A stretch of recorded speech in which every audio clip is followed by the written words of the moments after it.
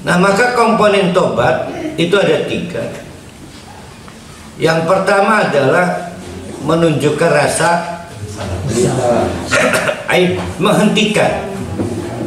Nah, sekarang Siti Aisyah berhadapan dengan fakta bahwa suaminya yaitu Nabi Muhammad pada waktu berjanji untuk tidak minum madu lagi adalah salah, mengharamkan sesuatu yang telah dihalalkan Allah. Kalau dua istri ini merasa menang, maka tiket istrinya Nabi Lut dengan Nabi Nuh dipegang. Kira-kira Nabi Muhammad akan menangisi kan?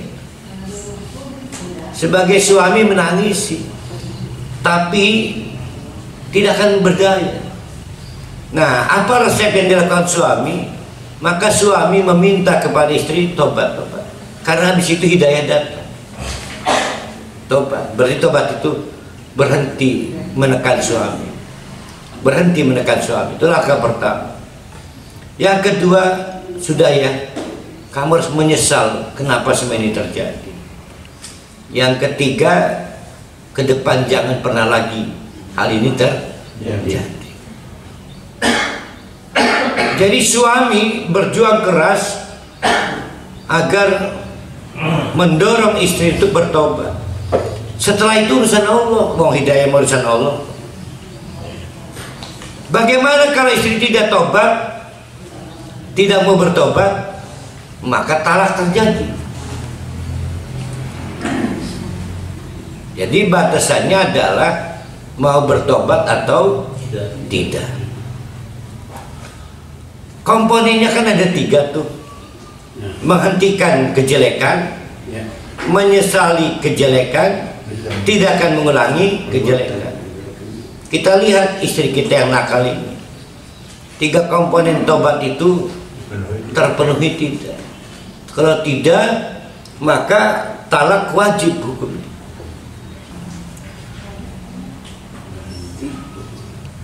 Ternyata kumat lagi, ditimbang-timbang, udah talak. Mudah-mudahan setelah ini hidayah Allah datang, udah talak. Begitu juga istrinya.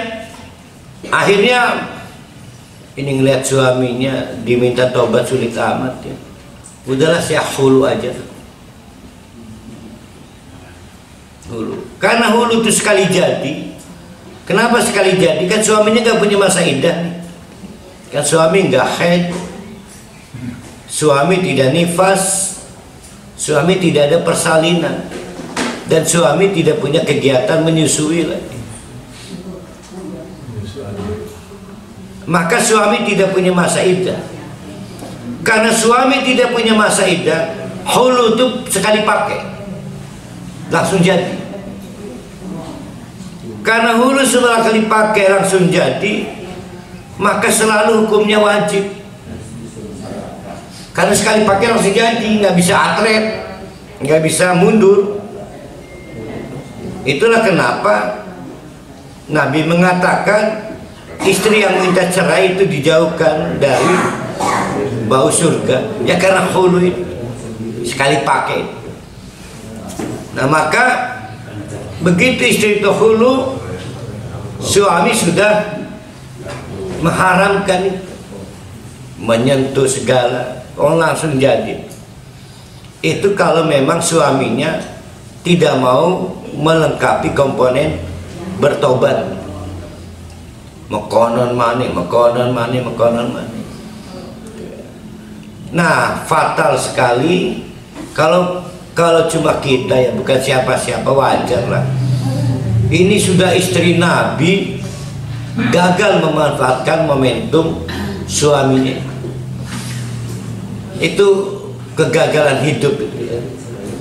Tapi juga sekaligus mengkonfirmasi kita ini tidak mempengaruhi orang lain kecuali dengan hidayah Allah.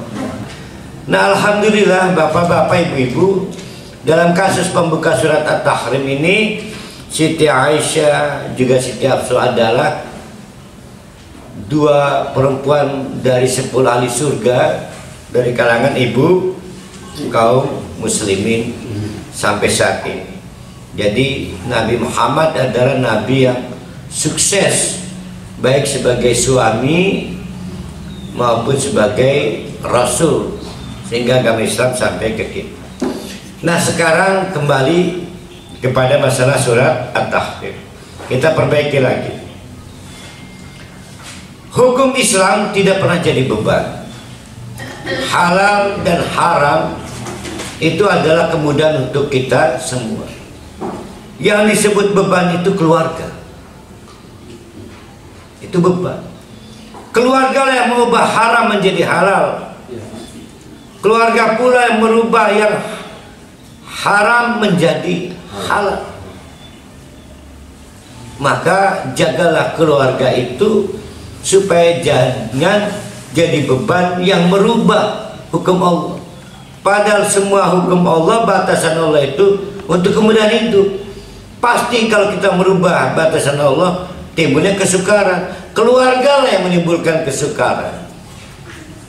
Tapi keluarga yang tidak dibangun dengan agama, maka akan jadi beban doang. Akan jadi beban.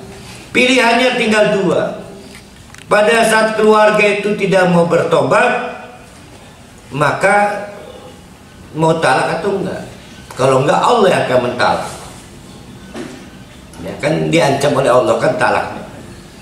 Nah, oleh karena itu para suami pemimpin keluarga itu wajib menegakkan jihad di dalam keluarga itu. Nah, intensitas kekuatan kita jihad pada keluarga mempengaruhi kesuksesan kita masuk surga. Dipengaruhi oleh cahaya itu, senter itu. Semakin kita itu malas ngurusi keluarga, semakin redup cahaya kita. Lah mendingan orang dia keluarga di kanan mah tetap punya keluarga besar. Lah kita mau ngaku lah tetap punya keluarga gede lagi, tetangga segala. Semakin besar amal jariah kita, kontribusi kita pada keluarga, maka semakin terang itu cahayanya itu. Kita akan menemukan asirat dengan cahaya dari Allah. Ya. Nah, oleh karena itu, apa itu ku anfusakum? Kamu mewajibkan sholat subuh, maka wajibkan pula sholat subuh dengan anggota keluarga kamu. Kamu mewajibkan sedekah, maka wajibkan pula sedekah untuk keluarga kamu. Jadi begitu yang disebut ku anfusakum. Semua hal yang kita lakukan, maka itu juga harus dilakukan keluarga kita.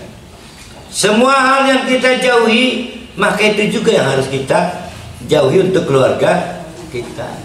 Jadi duduk ngegaweakan lawang dicepret. Jadi menkloning keluarga supaya derajat kebaikannya sama dengan kita. Dan upaya menjaga dari keburukan dikloning pula untuk keluarga kita.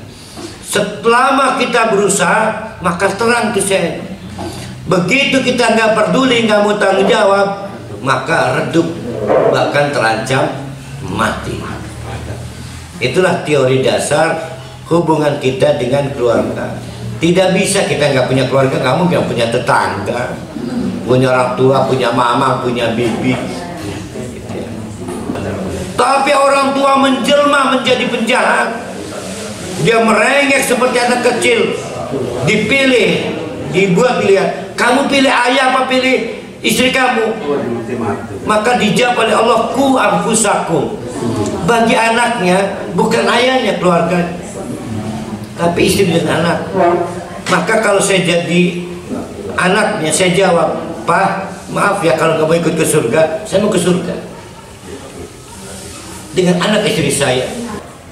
Kita harus berjuang agar bisa berkumpul di surga dengan keluarga kita.